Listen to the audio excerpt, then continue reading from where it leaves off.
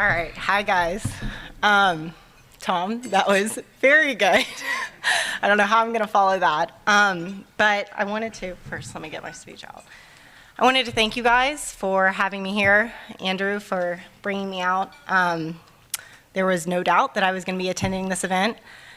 So before I start, I kind of wrote this up. It's thick, because how do you go through 29 years of life and summarize it all for you guys and everything that I've been through? So I tried to memorize it. That didn't go well because I cried every time, and then through the tears, I couldn't find my place. So I'm gonna kind of read through it. I'll make sure I stop and look up at you guys, but it's the best way, trust me, for everyone, if I read through this. So without further ado, I want to start off by thanking Andrew Carlson for inviting me to come be a part of this special evening. When Andrew first reached out to me in 2019, which I know is forever ago, but COVID happened, so here we are in 2022, to attend the BGO as the keynote speaker, he started off by explaining to me what the event was all about. Little did he know, while he was telling me, I also had to quickly look up what a keynote was. Because if you know me, there's two things I hate to admit: when I don't know something and admitting I'm wrong. So, spoiler alert, this is my first keynote speaking event, so bear with me. As it would, it would be unfair to not mention that it also brought me more joy than I can tell all of you to call my best friend Emma's husband to let him know that I would be speaking at his work event. Lee has had the great pleasure of knowing me longer than he's probably ever wanted to. But I carry zero responsibility for that because, I mean, he did choose to date and then marry my best friend. So naturally, there was no one who carried more beef or banter with Lee out of Emma's friends than me. So here we are almost 12 years later, and he's probably thinking he's escaped me since now I've lived in Chicago for 8.5 years and only come into town with fair warning. But plot twist, I'm still showing up, but now in your work life. And the icing on the cake is that I'm in a situation where you can't have any banter back. But back to my speech. Once I had established what the task at hand was that I was being asked to do, it was probably only 2 to 3 sentences in to the explanation until my mind was made up that I undoubtedly wanted to attend this event. I wanted to be in attendance not just to share my story, but to hear the stories of my fellow Kentuckians who have so resiliently dealt with adversity in their life and have themselves begun to write a story of their own. Awards like the ones given out tonight are the awards that I find the most fascinating. To be so young and to go through hardship and adversity is no easy feat. To be able to have the wisdom, courage, bravery, and determination to navigate obstacles thrown at you at such a young age and then come out on the other side stronger is so telling of the incredible person you're sure to become. This event is exactly the type of event I hold near and dear to my heart. I firmly believe in all of life, what makes us who we are the parts of life that are the hardest to get through. Over my career, I've received quite a few awards, which, Tom, you hit all of them, a lot of them. I don't say that to draw attention to it, rather to show that at times these athletic achievements start to blur together. To me, there were only so many athletic awards one can receive until they start to feel the same. I remember feeling like I could only recognize myself as the soccer player and that my athletic ability was my only identity. However, there have been 3 awards that have held a lot of weight for me. The ESPN Honda Inspiration Award, the Blue Heart Award that I received during my time at the University of Kentucky, and the Iron Woman of Character Award that I received with Chicago Red Stars. These awards all hold a special place in my heart because they celebrated all that is me and not just one aspect of me. They speak to who I am as a person and not just an athlete. I tell you all this because this Night of Champions is exactly the type of event you will look back on and be so proud of as your career progresses.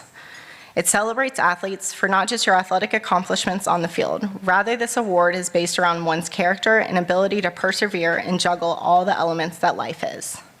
These awards encompass all that you are and celebrate you as a person in your entirety. So to all of you in the crowd receiving an award tonight, I want to congratulate you, not just on your athletic triumphs, but on the incredible people you have become and will continue to become. As I began to draft up the speech about my journey to professional soccer and motherhood, I wasn't sure what direction I wanted to go. Then I remembered a pregame speech we had recently in our locker room. To give a brief summary, it was about what it takes to play at the most elite level. The sacrifices you must make, knowingly or unknowingly, the connections you must build, the countless hours you must put in, and the persistence and consistency to do it again and again and again. Then, regardless of the outcome, win, lose, injury, never settling in complacency. Rather, striving for what you might think be unattainable. It is when you are outside of your comfort zone that true growth happens. I was born and raised right here in the beautiful Bluegrass State, which I am always so proud to call my home. My family consisted of my mom, Latita, my father, Bruce, and my little brother, Sailor. Also in the crowd tonight is my grandparents, my aunt, my husband, and my son, and my brother's girlfriend. I'm so thankful for the upbringing I was afforded. Being able to watch two driven, ambitious, self-employed business owners navigate life for themselves and me was beyond admirable. Unknowingly, they taught me how to work for what I wanted in life. My mom worked 8 to 8 every day, cutting hair in her salon, and I felt as if the only time my dad wasn't working a job painting was when he was rushing me around to all my sports, camps, and events that my mother signed me up for. And trust me, she signed me up for everything. Horse riding camp, all sports camp, 4-H camp, Girl Scouts, and about 5 soccer camps a summer. Literally anything that had a form, you could have counted on me to be there. So to explain my pathway to becoming a professional athlete, there's one thing you must know. I'm beyond competitive, like very competitive.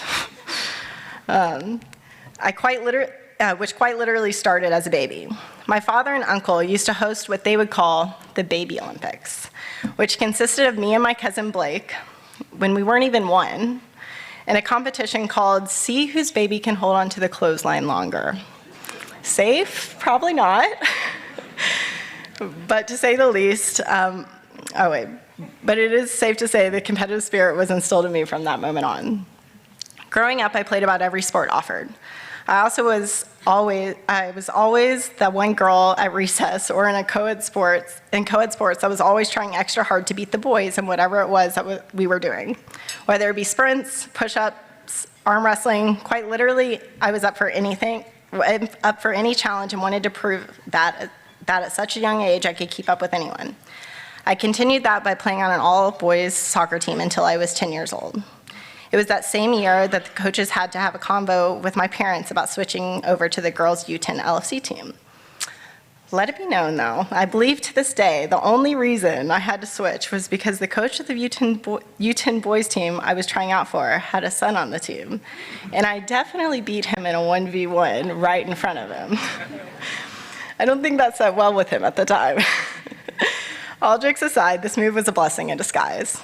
Not only was my club team changing, but in 6th grade, I switched schools as well and started attending West Jessamine Middle. After my first year there were complaints about me being on the soccer team from parents from other schools, claiming I didn't live in the area, so I shouldn't be allowed to play in that school district and play for that team. For the record, we did own a house in the district. We rented it to someone. Some might say a loophole. I say genius. So after that year, my mom and dad made a huge life change because the success they wanted for me, made a huge life change because of the success they wanted for me in my soccer career and education. They sold my childhood home, which was also their dream home they built for our family when I was a baby. That alone was one of the most selfless acts anyone has ever done for me, and it took until adulthood for me to realize what they had given up for me. For the next 6 years, I played on my LFC team, U10 to U16. I played travel softball until I was 12, played about every sport imaginable in high school, tennis, softball, basketball, track, cross country. Then at 16, my club team folded due to the lack of girls playing soccer in the Lexington area. So much so, we couldn't make a full team with my club. I was forced to move clubs and play for Ohio Elite for my last 2 club years. So yes, my dad drove an hour and a half both ways, 2 to 3 times a week for 2 years just for practice. Although when they said bring your shovels to training because we have to shovel the field due to snow, I somehow conveniently didn't make those trainings. It was roughly 7th grade when I started getting noticed in the soccer community outside of Kentucky and made my first Region 2 ODP team. From there, I began traveling overseas to multiple different countries to play soccer. It was about this time that I myself recognized, hey, I'm not so bad at this soccer thing, I guess. My competitiveness that had blossomed from playing against boys my whole life had now transitioned to competitiveness that was built around trying to be the first female Kentucky soccer player to make a name for themselves in the sport. To prove to the world that Kentucky breeds soccer talent just like any other state, and to take myself to the highest level attainable. I felt being from Kentucky, people always wrote me off when it came to soccer. Little did they know they were only igniting my fire. Seemingly, by age 16, I was super thrilled with how life was going. I had a great group of friends, enjoyed my high school and club soccer teams. I was hitting the soccer milestones I was striving for, such as making the Region 2 team consistently, going into U18 national team camps consistently, basically reaching the highest point you could at this point in your career. Then my whole life was changed with a doctor's appointment. My mom was diagnosed with stage 4 colon cancer and given 6 months to live.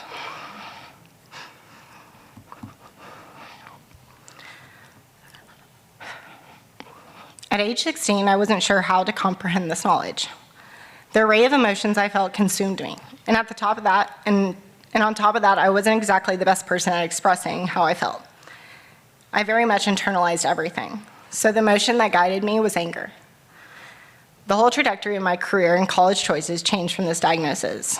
No longer did I long to play in a new state and environment. Rather, I had the motivation to stay close to home so my mom could watch me play for the time she had left. I even pushed harder in the classroom to make sure that I had enough credits to graduate high school early to afford my mom the opportunity to watch me play in college, which was her dream. She was the one who believed in me most and pushed me to fight and strive for what she knew I was capable of. There's only one person on this planet more stubborn than me, and that's my mom. And as the 6-month time frame given by the doctors came and went, my mom continued to work and go through everyday life as if nothing had changed. It gave me hope. Her strength to not let her day to day be affected and keep me in the dark about this process and how she felt made me feel as if this diagnosis was in a way not correct. That surely these doctors had got something wrong, because in my eyes, not one thing about my mom and her health or her routine had changed. But that was just who she was. She was all things that I can only hope to become half of. She was strong-willed, stubborn, driven, ambitious, courageous, generous, thoughtful, helpful, kind. She always put others before herself, and there was never a detail she missed. She was the person that everyone looked to and everyone wanted in their life because she radiated positivity, and she was always so full of life. Her smile was one that could light up a room of complete strangers, like the one here tonight. And she was always the most selfless person I knew. As I completed high school and moved on to the next stage of my life at the University of Kentucky to play college soccer, I was overwhelmed with emotion to get to finally put on that jersey and get to play in front of my mom, fulfilling the dream she always knew I was capable of. That moment was special, but also scary. It was at that game that I first noted the physical changes in my mom. The toll that the 8-to-8 job that she had continued to still work was taking on her, as well as the chemo. It was then that it started to get real for me what was happening. But as a typical 18-year-old freshman in college, I let myself get consumed in the chaos that was college. I found myself visiting home less frequently as my days were monopolized with tutors, practice, lifting, travel, and everything else that came with being a student athlete. My freshman year, soccer-wise, was going far better than I could have ever imagined. I was making an impact with the team, receiving lots of praise and awards, and consistently getting called in with the U20 women's national team. So much so I had basically solidified my position on this team and was preparing for the upcoming U20 World Cup. Then yet again, my life was thrown another curveball. In October 2011, in the SEC tournament, I suffered a right ACL and partial medial meniscus tear. I was devastated and had no idea what that meant for the future of my soccer career. The next 3 months were some of the hardest months of my life. With a season-ending injury, my everyday life as I knew it was changed instantly. There would be no more lifts, no more travel for college or for national team, and no more World Cup. How could I even be me or have my identity without soccer? With all the travel of my college and national team and being immersed in my studies, it meant less frequent time at home, which led to being more and more shocked by the state of my mom when I did. Now, after surgery, I was back at home recovering in twin beds side by side with my mom as my father cared for us both. That first month I will never forget. All the changes in my mom's health that she tried to hide from me while I was away at college were now right in front of my face and undeniable. The task my dad was facing was more than a full-time job, and not just a physical one, but an emotional and mental one as well. He was caring for not one, not two, but 3 people.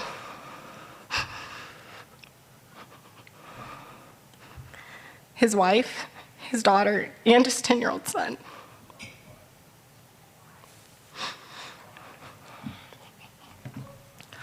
All of who were fully dependent on him right now. If it wasn't me crying out for pain medication, it was my mom. And if it wasn't pain medication every few hours, it would be the Game Ready that had ran out of ice. And if it wasn't the ice, it was me needing help to the bathroom or to the shower. And if it wasn't that, it was to comfort my mom from the pain in the middle of the night. What my dad did for his family in the first month is one of the most selfless acts in portrayal of what it truly means to love something. I apologize. How had we gotten here? My life that I had thought was going so well was coming apart at the seams. To witness the woman who was always so strong and never wavered be so vulnerable and weak and so helpless is a feeling that will never get easier. She was the rock, the glue, the foundation of what made our family whole. In that month I spent at home, it was the first time I had seen my mother show the pain that she had been hiding from me all this time. Fast forward to PT, which in all honesty went so much smoother than I could have ever imagined. So much so that I was back to fully training at 6 months and playing in games by 9 months. But let me tell you, a huge appreciation goes out to the physical therapist, John Jurgens. He saw me at my absolute worst and honestly was yelled and cursed at far too many times by me in those first few weeks out of pure pain and frustration. To go from being one of the most elite levels in the game and not being able to walk or bend your knee is a mental obstacle that isn't talked about enough. Navigating that journey is one that not only made me a better person, but a better teammate because of this new role I was filling during my rehab. With all the ups and downs and countless hours of PT was, I'm so lucky I've finally been afforded the opportunity with this speech to first apologize to John. I'm not sure if he's here tonight, but I apologize. And second, to thank him for his patience and working with me when I myself probably wouldn't have. A little over halfway through my rehab, when it just seemed like I was seeing the light at the end of the tunnel, I got a call away in my dorm room with my best friend Emma from my aunt, telling me it was probably best to come home.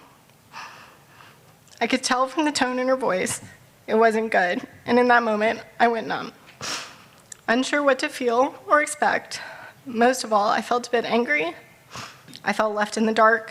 I remember feeling frustrated and wondering why my mom hadn't told me it was this bad. Why hadn't she told me when her chemo appointments were? And why didn't I know any of this? I felt tremendous guilt. I was consumed by it. I spent the next 2 weeks on a blow-up air mattress next to my mom on the couch, watching life slowly slip from her. From no longer being able to walk, then not being able to communicate, or even eat or drink. It is something I will never be able to erase from my mind.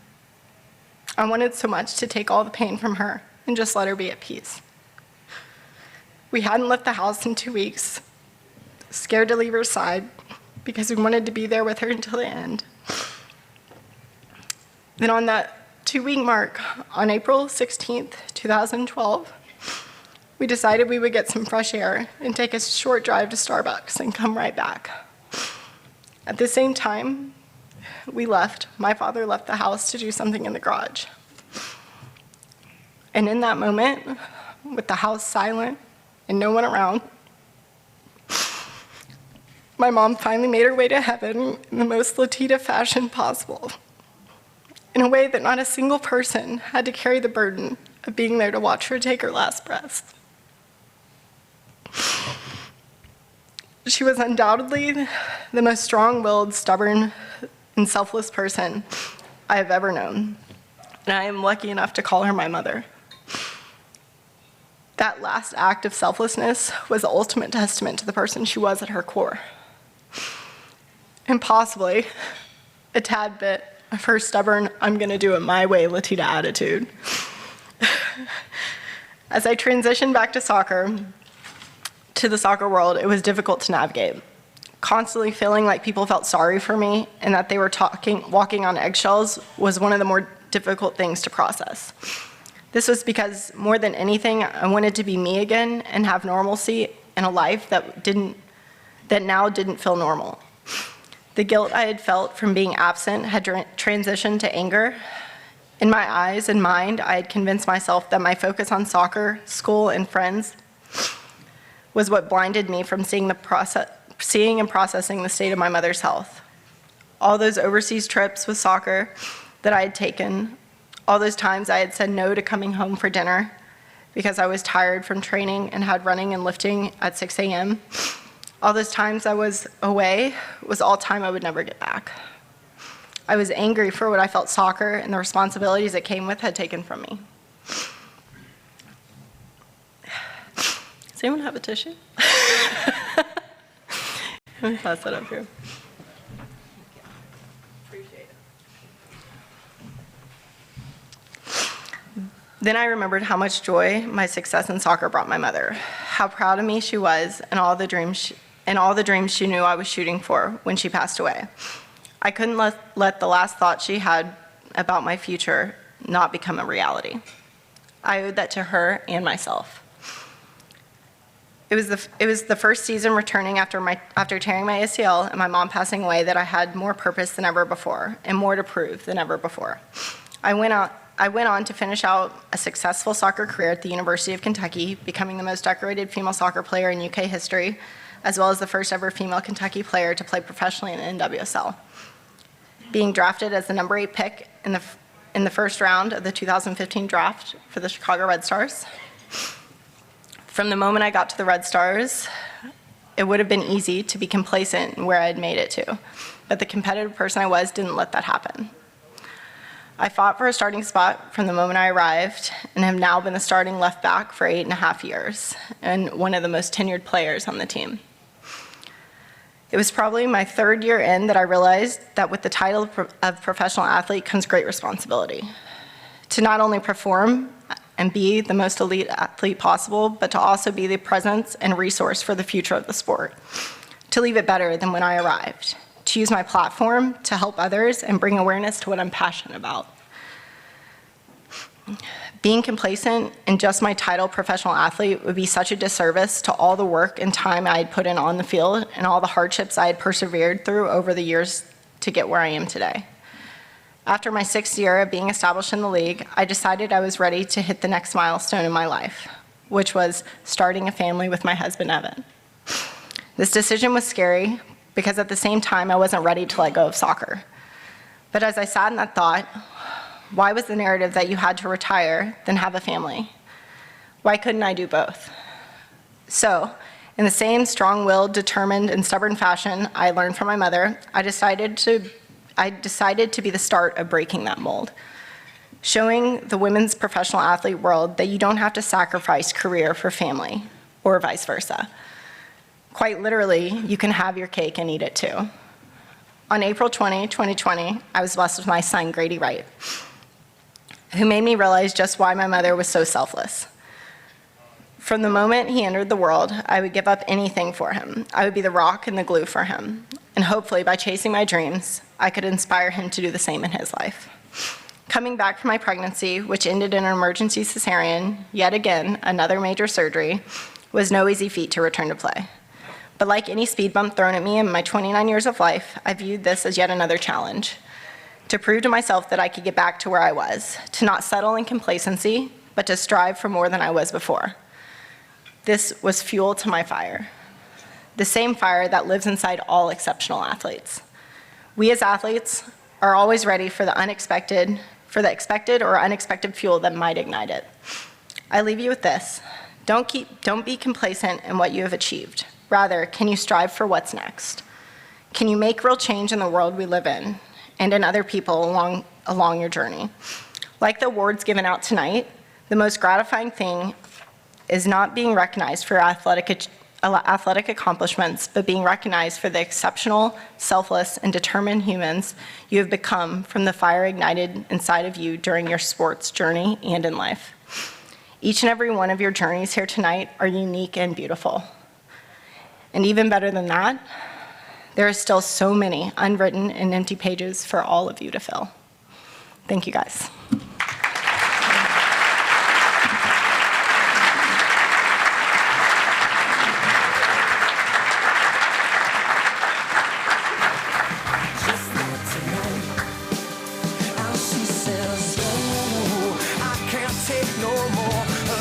Like diamonds on the floor, and her diamonds bring me down, 'cause I can't help her now. She's down in it, she tried her best and now she can't win. It's hard to see them on the ground.